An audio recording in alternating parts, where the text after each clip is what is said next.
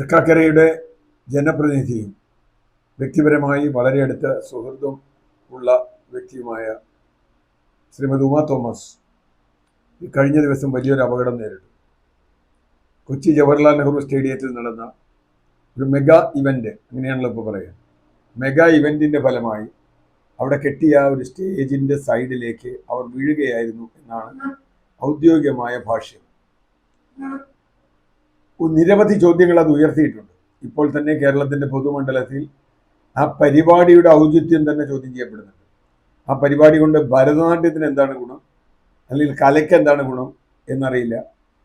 Event മാനേജ്മെൻറ്റിൻ്റെ കമ്പനിയെ സംബന്ധിച്ചിടത്തോളം ഒരു ഗിന്നസ് ബുക്കിലെ ഇവൻ്റ് ആക്കുക എന്നത്, ഗിന്നസ് ബുക്കിൽ ഇവൻ്റ് ആക്കിയാൽ എന്താ ഉണ്ടാവുക എന്നല്ല ആ പുസ്തകത്തിൽ എവിടെയെങ്കിലും എഴുതിയിരുന്നല്ലാതെ നേരെ അതുകൊണ്ട് പ്രത്യേകിച്ച് ഒരു ഗുണമില്ല. 12,000-ലധികം കുട്ടികളെയാണ് അതിൽ അണിനിരത്തിയത്. ക്രൂരതയാണ് അത് ചെയ്തത് എന്ന് ഒറ്റ നോട്ടത്തിൽ പറയാം. അതിൻ്റെ പിന്നിലെ പല ചതികളുണ്ട്. അതിൻ്റെ സംഘാടനം തന്നെ ഒരു വലിയ ചതിയായിരുന്നു എന്ന് നമുക്കിന്ന് മനസ്സിലാവുന്നു. കാരണം 3,500 രൂപ വീതം ഇവരിൽ നിന്ന് വാങ്ങി സാരിക്ക് 2,500 രൂപ എന്ന് പറയുകയും 600 രൂപ 700 രൂപയുള്ള ഒരു സാരി വാങ്ങി കൊടുക്കുകയും ചെയ്തു എന്നാണ് കല്യാൺ സിൽക്ക് പറയുന്നത്. അവരാണ് സാരി കൊടുത്തത്, എല്ലാവർക്കും ഒരേപോലത്തെ സാരി.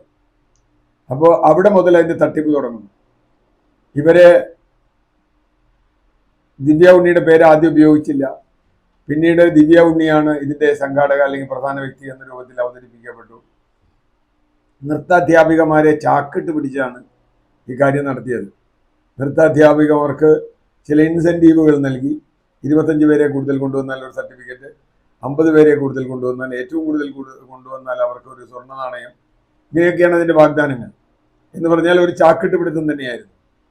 നമ്മുടെ കേരളീയരുടെ ഒരു ശരാശരി ബോധം എന്ന് പറയുന്നത് വളരെ കുറവാണല്ലോ.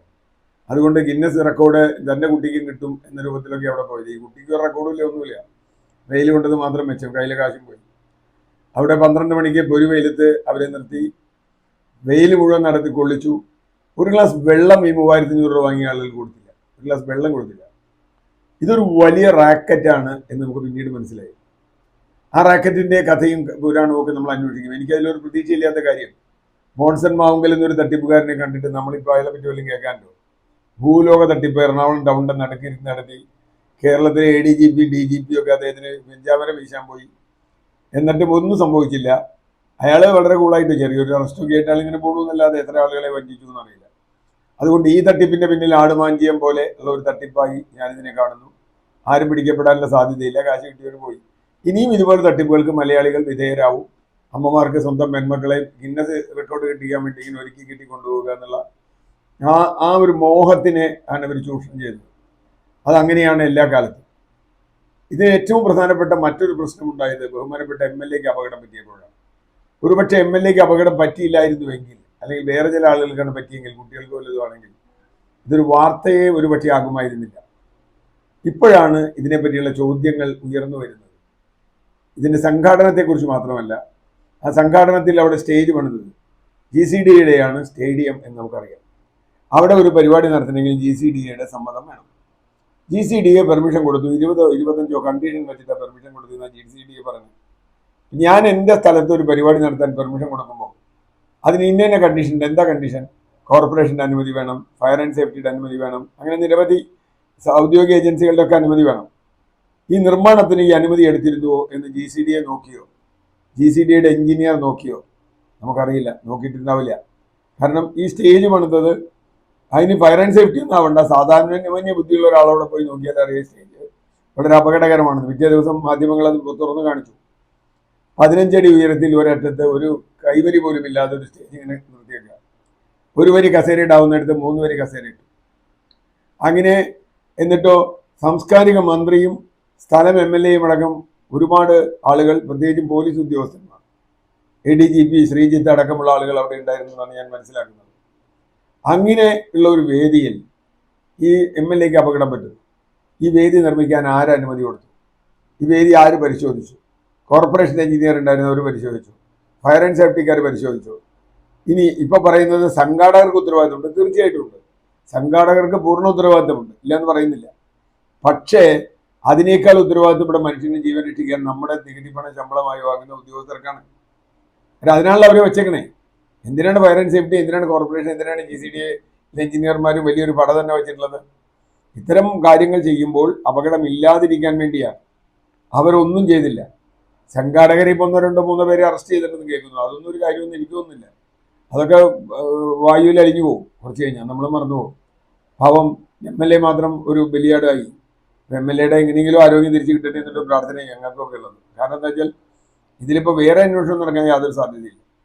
ഈ സ്റ്റേജ് കിട്ടിയ ഏതൊരാളെ സസ്പെൻഡ് ചെയ്തു. ഇപ്പം ഞാൻ ചോദിക്കട്ടെ, തിരുവനന്തപുരത്ത് ആമയിഴഞ്ചാൻ തോട് ആരെന്താണ്ടായി, ഒരു ഹെൽത്ത് ഇൻസ്പെക്ടർ സസ്പെൻഷൻ തീർന്നു. ഈ കൊച്ചിയിൽ തന്നെ നമുക്കറിയാം ക്യുസാറ്റിൽ 4 പേർ വിദ്യാർത്ഥികളടക്കം മരിച്ചിട്ട് എന്തെങ്കിലും ഒരു ശിക്ഷ നടപടി ആർക്കെങ്കിലും എതിരെ ഉണ്ടായോ? ആകെ ഉണ്ടായത് എനിക്ക് മനസ്സിലാവുന്നത് അവിടുത്തെ പ്രിൻസിപ്പലായിരുന്ന ആളെ അവിടെ പ്രൊഫസറാക്കി തിരിച്ചാക്കി. പ്രിൻസിപ്പളെ പ്രൊഫസറാക്കിയതുകൊണ്ട് എല്ലാ പ്രശ്നവും തീർന്നല്ലോ. ഇപ്പം ആ സ്റ്റേഡിയം അടച്ചിട്ടിരിക്കുക. അതാണ് ഇപ്പോൾ ആകെ ഉണ്ടായൊരു ഗുണം. എന്ന് പറഞ്ഞാൽ മര്യാദയ്ക്ക് ഒരു പരിപാടി നടത്താൻ നമ്മളെ കൊണ്ടാവില്ല. അതിന് പരിശോധിക്കാൻ ചെന്ന ഉദ്യോഗസ്ഥർ, അവിടെയാണ് ഇതിൻ്റെ ലാഭം നമ്മൾ കാണുന്നത്. 3500 രൂപ വെച്ച് 12000 പേരിൽ നിന്ന് പിരിച്ച് പിന്നെയും കുറേ കാശ് ചിലപ്പോൾ പിരിച്ചിട്ടുണ്ടാവും. ഇവരവർക്ക് എൻട്രി ഫീസ് വേറെ വെച്ചു, അതുകൂടാതെ കാണികൾക്ക് വേറെ പൈസ വെച്ചു. ഇതൊക്കെ വെച്ച് 6-7 കോടി രൂപയെങ്കിലും പിരിച്ചിട്ടുണ്ടാവും എന്നാണ് മിനിമം കണക്കാക്കുന്നത്. അതിന് എന്താ അവരുടെ ചിലവ്? മര്യാദയ്ക്ക് ആ സ്റ്റേജിന് ഒരു ഹാൻഡ് റെയിൽ കെട്ടി തടസ്സമെങ്കിലും ഉണ്ടാക്കാൻ പോലുള്ള പൈസ പോലും അവർ ചിലവാക്കിയില്ല. ഇതിൽ നിന്ന് വലിയ ലാഭം കിട്ടിയിട്ടുണ്ട്. ഈ കൊള്ള ലാഭത്തിൻ്റെ പങ്ക് ഇവിടെയുള്ള ഉദ്യോഗസ്ഥന്മാർക്കോ ആർക്കോ രാഷ്ട്രീയക്കാർക്കോ ആർക്കോ അതിന് കേരള കൊടുത്തിട്ടുണ്ട്. ബഹുമാനപ്പെട്ട മന്ത്രി ആദ്യം പറഞ്ഞത് ഒരു സുരക്ഷാ വീഴ്ച ഇല്ലയെന്നാണ്. അപ്പോൾ പിന്നെ MLA എടുത്ത് ചാടിയതാണ്. എന്താണെന്ന് നമുക്കറിയില്ല. അദ്ദേഹം പറഞ്ഞത് എന്താ എനിക്ക് മനസ്സിലായില്ല. സുരക്ഷാ വീഴ്ചയില്ല. കാരണം എന്താ, ഈ സംഘാടകരൊക്കെ അത്യുന്നതമായ രാഷ്ട്രീയ ബന്ധങ്ങളുള്ളവരാണ്. അവർക്കൊക്കെ ഇവരുടെ പിന്തുണയുണ്ട്. ഇവരെ രക്ഷിക്കാൻ ഇവിടെ ആളുണ്ട്. ഇപ്പം ഇതിന് പകരം പാവപ്പെട്ട 2-3 കുട്ടികൾ ആണ് വീണെങ്കിൽ മൈൻഡ് ചെയ്യുക പോലും ഇല്ല. മാധ്യമങ്ങൾ പോലും ഇത്ര ശ്രദ്ധിക്കുമെന്ന് എനിക്ക് സംശയമാണ്. കാരണം ഇപ്പം MLA ആയതുകൊണ്ടാണ് കൂടുതൽ വന്നത്. ആ അർത്ഥത്തിൽ നോക്കിയാൽ ഇത്തരത്തിലുള്ള തട്ടിപ്പുകൾ തടയാൻ എന്തെങ്കിലും സംവിധാനം നമുക്കുണ്ടോ? മെഗാ ഇവൻറ്റ്സ് വന്നാൽ അത് നിയന്ത്രിക്കാൻ വേണ്ട സംവിധാനങ്ങളുണ്ടോ? ഒരു സംവിധാനവും ഇല്ല. പക്ഷെ ശബരിമല തീർത്ഥാടനം നടക്കുകയാണ്. പുല്ലുമേട് ദുരന്തമുണ്ടായിട്ട് കുറച്ച് കൊല്ലമായിട്ടുള്ളൂ. പുല്ലുമേട് പോലെയുള്ള ദുരന്തം ലക്ഷക്കണക്കിന് മനുഷ്യർ വരുന്നൊരു സ്ഥലത്ത് അങ്ങനെ ഉണ്ടാവാതിരിക്കാൻ നമുക്ക് എന്തെല്ലാം ചെയ്യാൻ കഴിയും? ഇവിടെ തന്നെ മാതൃകാപരമായി ഇവരെ കൃത്യമായി ശിക്ഷിക്കണം. ഇതിനെ ഉത്തരവാദപ്പെട്ട ഉദ്യോഗസ്ഥരെ, ഇതിൻ്റെ സംഘാടകരെ, തട്ടിപ്പുകാരെ അത് ശിക്ഷിക്കും എന്നൊരു പ്രതീക്ഷ ജനങ്ങൾക്കുണ്ടോ? വ്യക്തിപരമായി എനിക്കില്ല. കാരണം അവരെ രക്ഷപ്പെടുത്താൻ വേണ്ട എല്ലാ സന്നാഹങ്ങളും സംവിധാനങ്ങളും ഒക്കെ ഇപ്പോൾ ആയിട്ടുണ്ട്. ഈ കോടതി എങ്ങാൻ ഇടപെട്ട് എന്തെങ്കിലും ഒരു നല്ല വാർത്ത കേട്ടാൽ സന്തോഷം. നീതി നടപ്പാവുമെന്നൊരു വിശ്വാസമില്ലാത്തൊരു നാട്ടിലാണ് നമ്മൾ ജീവിക്കുന്നത്. പാവം MLA എങ്ങനെയെങ്കിലും രക്ഷപ്പെടട്ടെ. ഇനിയും ഇത് ആവർത്തിക്കാൻ തന്നെയാണ് സാധ്യത. ഏതായാലും ന്യൂ ഇയറിൽ വലിയ അപകടങ്ങളൊന്നും ഉണ്ടായില്ല എന്നാണ് ന്യൂ ഇയർ കഴിഞ്ഞിട്ട ദിവസം നമ്മൾ കണക്കാക്കുന്നത്. ഏതായാലും ഇനിയും ഇത്തരം മെഗാ ഇവൻറ്റ്സ് ഉണ്ടാകുമ്പോഴോ മറ്റു കാര്യങ്ങൾക്കോ ഉദ്യോഗസ്ഥർ അവരുടെ പണി ചെയ്യട്ടെ എന്നാണ് എനിക്ക് പറയാനുള്ളത്.